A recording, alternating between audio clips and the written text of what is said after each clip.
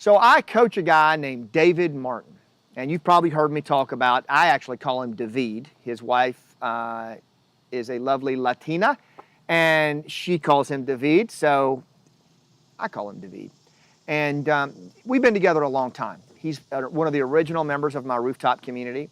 He's one of my Pathfinder coaching students. He's a multi-year coaching student in my Impact A team. We do corporate work together. We do nonprofit work together. We do a lot of work together, and he has several superpowers. He's such an amazing leader. But he has one superpower that I'm going to talk about here.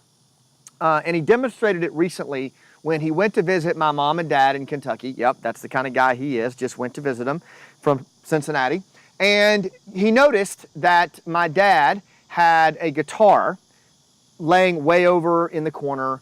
And they were talking about playing the guitar, and Dad just said, you know, since my cancer and all the stuff that went with it, I've never picked it up again. You know, my hands are not calloused enough, and it's just not top of mind. So David said, yeah, he got that, and he left.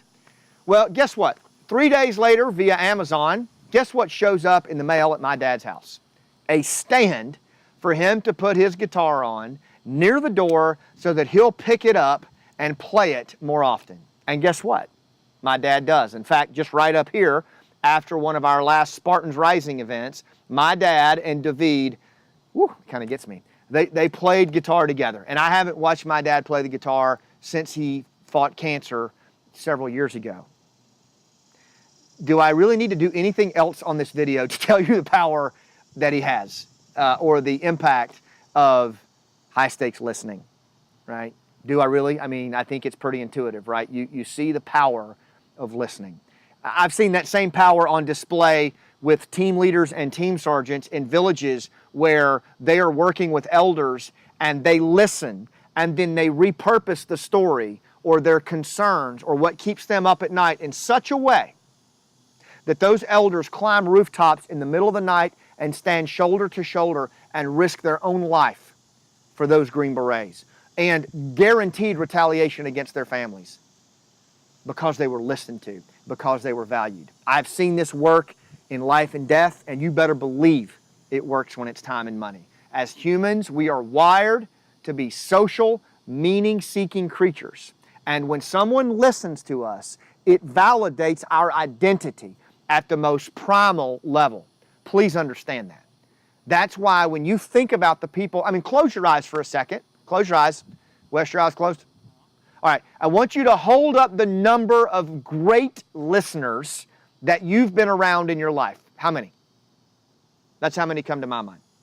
Okay? Now, eyes closed, I want you to hold up the number of great talkers that you've had in your life. You can open your eyes for that one. It's like just goes on forever, right?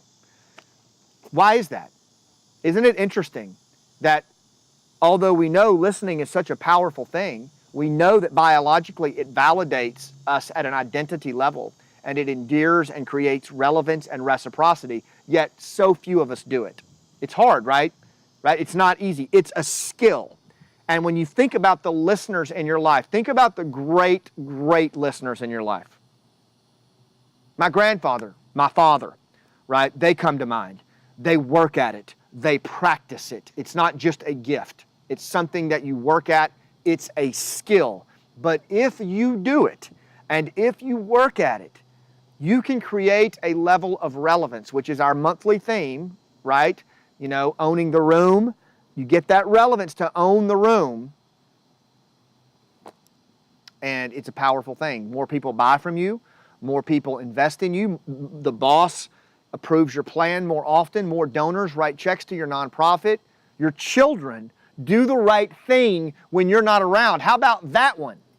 How about that one? How about your kids doing what they need to do when you're not there? Right? That's our mission statement as parents, isn't it? It all draws back to how you listen. You would think it's how you talk, but it's not. Right? We are wired and to respond to people who are great listeners. And so if you'll take this, you have, again, what works in life and death is even more powerful when it's time and money. It's not always the stories we tell. In fact, it's often not the stories we tell, it's the stories we ask to hear. That is what creates reciprocity, because human beings think and operate in narrative. So, if you allow the person across from you to share what happened at work that ticked them off, or why there was a failure with the product line, or why it didn't work out the way it was supposed to work out, or why your child didn't come home on time, if you can listen and allow them to communicate to you naturally using narrative, it's really powerful. Wow. Is that wind like just reinforcing what I'm saying here or what, man? Yeah. So let's talk about some of the things that you can do to become a better high-stakes listener. And again, this is listening when the stakes are high, whether it's your kid, whether it's your daughter, whether it's your coworker, a client, the stakes are high. So what does high-stakes listening look like? Well, for one, I encourage you to ask thoughtful, open-ended questions.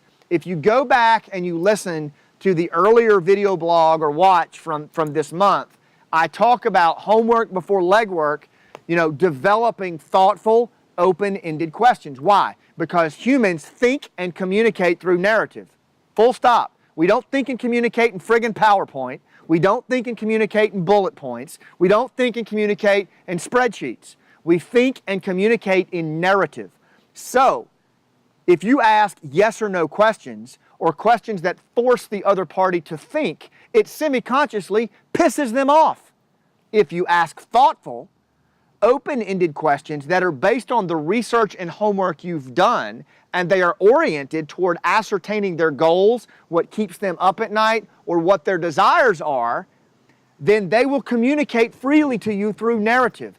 And their emotional temperature will come down, and they will lean into you, and reciprocity will start to evolve. You understand what I'm saying here? That is where high-stakes listening, or said another way, active listening, not just passively going, right? It's purposeful listening.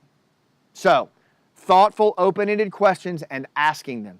Keep asking why. Keep getting to their goals. Have a purpose for why you ask it, but make sure they're open-ended and they let them communicate through narrative. Next is what I call summary of content. I talked earlier about those elders, right? And the team guys who would listen to those elders, to their concerns, to what keeps them up at night. If it was their ability to feed their family, then that team sergeant needs to be able to reintroduce that concern into his narrative, into his story, into his vision of the future. Why? Because he, across from him, the elder, is the hero in the story, not the team guy.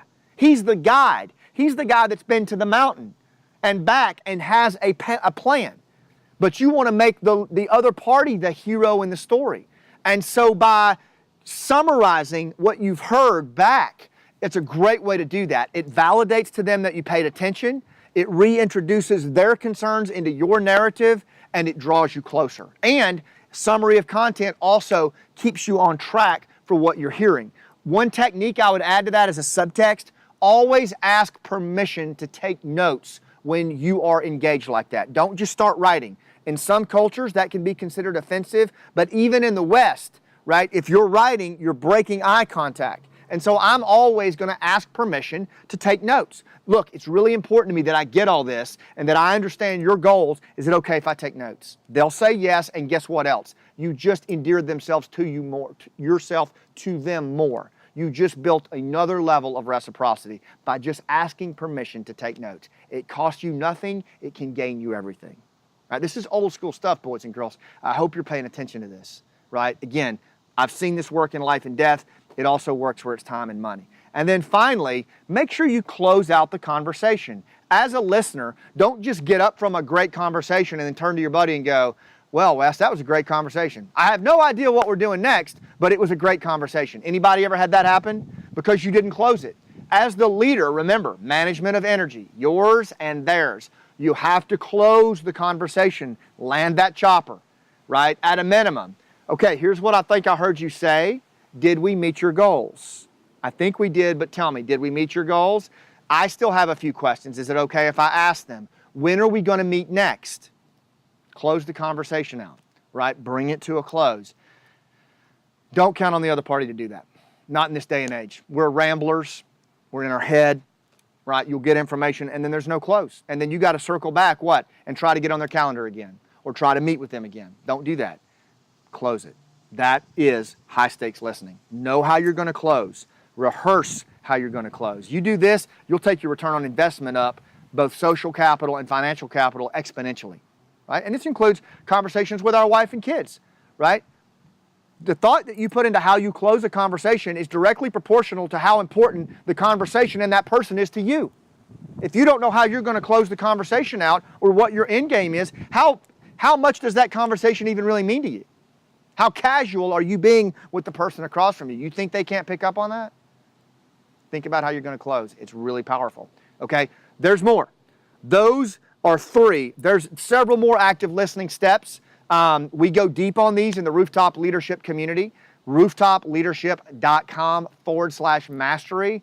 We get into the active listening stuff big time. I talk about how to practice it. It's all located on Rooftop University. It's a one-stop online learning center that you get private access to if you're part of our membership. You get monthly Zoom coaching calls where we talk about this as a topic and we tee up examples, and you can even practice it and do video posts on it on your Facebook page, private team room, and get input. And then finally, what else, Wes? What am I missing? Rooftop University. Oh, the coaching calls, right? The coaching calls in the team room. So there's the coaching calls, the team room, the Rooftop University, where we dive deep on stuff like high stakes listening. So make sure you join us for what it normally costs to eat out once a month. You can be part of this. It's a big deal. Rooftop Leadership Mastery, rooftopleadership.com/mastery. Thanks for what you do. Make sure you lean in and you listen. I'll see you on the rooftop.